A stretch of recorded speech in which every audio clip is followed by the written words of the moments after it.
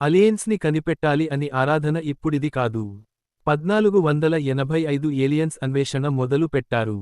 ఆ ప్రయత్నంలో మానవుడు ఎన్నో రాకెట్స్ కనిపెట్టాడు. ఆఖరికి మానవుడు మూన్ మీదికి కూడా చేరుకున్నాడు. ఇప్పుడు మానవుడు వేరే లైఫ్ గురించి వెతుకుతున్నాడు. వేరే గ్రహం ఏలియన్స్ గురించి వెతుకుతున్నారు. మీరు రాకెట్ని చూసినట్టయితే ముందు రాకెట్ని లాంచ్ చేసినప్పుడు చాలా స్మోక్ వస్తుంది.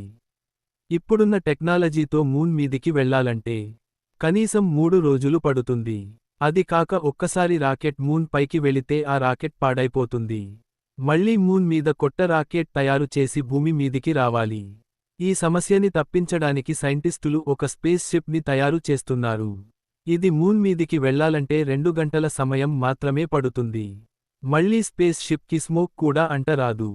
మరి స్పేస్ షిప్ ని ఏ డైరెక్షన్ కి కావాలంటే అది డైరెక్షన్ కి చేంజ్ చేయొచ్చు. అంటే ముందుకు వెనక్కి లెఫ్ట్ రైట్ టాప్ డౌనింగ్ ఇలా ఏ డైరెక్షన్ కి కావాలంటే ఆ డైరెక్షన్ కి చేంజ్ చేయొచ్చు. దీనికి ఫ్యూయల్ కూడా అవసరం లేదు. ఒక్కసారి ఛార్జ్ చేస్తే 10 రోజుల వరకు ఛార్జింగ్ అయిపోకుండా ఉంటుంది. ఈ స్పేస్ షిప్ తో మూన్ మీదికి మార్స్ మీదికి జూపిటర్ మీద కూడా వెళ్ళొచ్చు.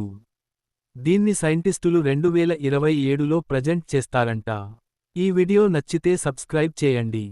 నీకు ఏ డౌట్ వచ్చిన కామెంట్ సెక్షన్లో కామెంట్ చేయండి. ఆ డౌట్ మీద ఫుల్ వీడియో చేస్తాను.